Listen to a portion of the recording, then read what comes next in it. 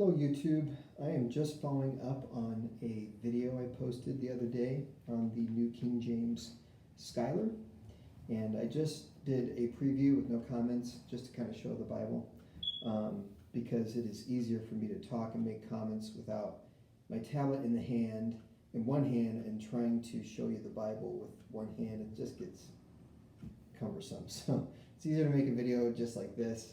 And I know these videos aren't the best for showing off the Bible. But I just wanted to share my thoughts and my comments on it. First of all, this is probably the most well thought out Bible as far as design.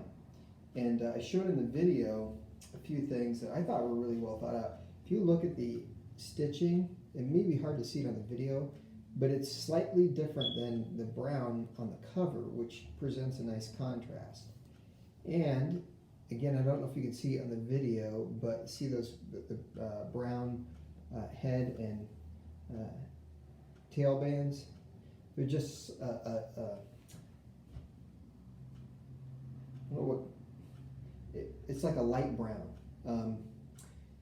But in other words, they really thought about the colors on this Bible, and it really turned out brilliant. The antique marble goat skin is it's like a cool brown, and it's different from here. This is the Canterbury personal size.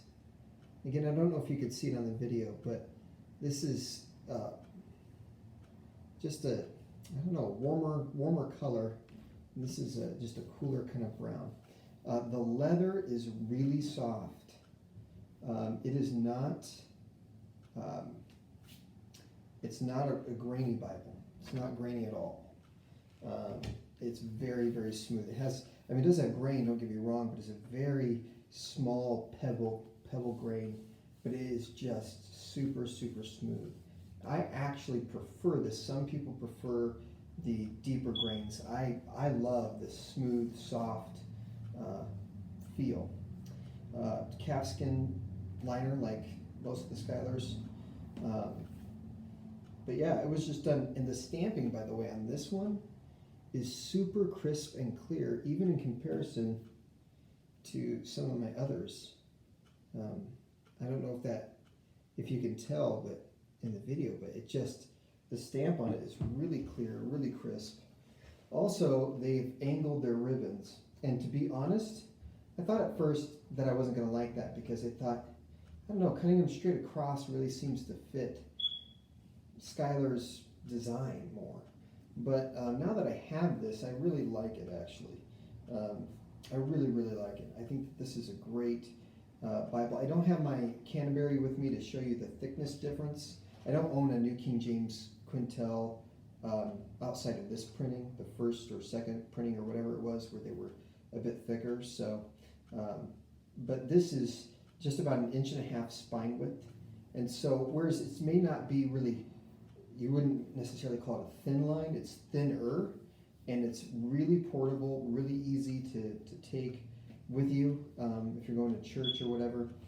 And the paper's 28 GSM, and to be honest with you, it's really, and again, just maybe reference my other video. I'm sorry, this is probably not the best way to show you, but that's why I made the other video. The 28 GSM does not make hardly any difference with how opaque and readable it is. It's just as readable, and it's beautiful. One thing that I really appreciate that they did in the Quentel is that they made the verses bolder, the verse numbers I should say, bolder, so that you can find your verse easier. One thing I've never liked about paragraph format Bibles is I can't find the verse fast enough when I teach.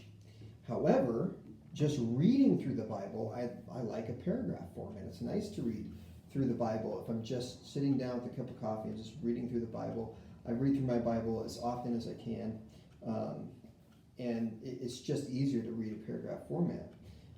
But it's not easy to preach from it or to teach from it. So I thought that was a good compromise, making the verse numbers really bold. Whether or not I'll actually teach from this, I don't know. I typically teach from the King James Bible, just because really my pastor does, the men in the church do, and it's really just good for that consistency because we're a chapter by chapter, verse by verse kind of church. It's not a promotion for King James only or anything. It just the way we do it. And anyway, fantastic Bible. The way they did the antique marble on this one, I like better, I think, than my personal size. I don't really know how to describe the difference. This Bible's more of a chameleon.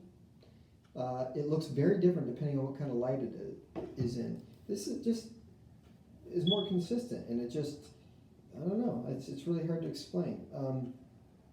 Some things about these Bibles are really hard to explain without showing you in person. So buy one, if you can.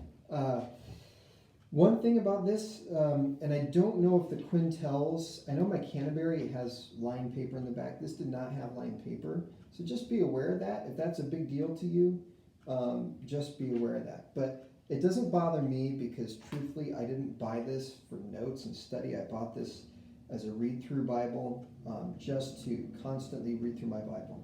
And I find that, as much as I love the old King James, and I still teach from it, and I love it, I love the way it sounds, it's nice to just sort of read through it and not have to look up certain words as frequently. So I really appreciate the New King James.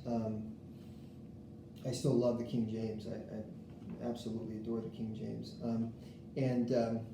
I also I'm going to do a quick video on this one, maybe separately, but if you have the New King James Premier, this is an inch thick, and just to give you kind of a comparison, they're really close actually. This is, the Schuyler's obviously a little bit thicker, but the New King James, I got to do a review on this. This Bible's amazing. But anyway, highly recommend the New King James by Schuyler. Seriously, just when I think that Schuyler can't improve, they improve. And I didn't say this, but I want to say this really quick. The construction of this Bible is flawless. There's no fault in this thing. I mean, it is flawless. The Youngblood is. I've been converted to a big time Youngblood fan. Their printing is really great. I don't really see any major inconsistencies in the ink. I mean, there's maybe just ever so slight areas that it's maybe just a little bit lighter, but not to where I'm turning the page, I'm reading it and going, whoa, what's wrong with this page? This ink is so light. It's not like that. But comparatively, you can notice maybe just a slight difference. But so really the ink, at least on my edition, is very consistent. And the red letter, which is again in the other video, is just really great. I'm actually not a fan of red letter, but if I'm going to read a red letter Bible, I am thankful for the red letter in this Bible because it was done really, really, really well. Anyway, those are my quick thoughts on the New King James Quentel. Check it out. If you're considering buying a New King James and want a premium Bible, I highly recommend it. God bless.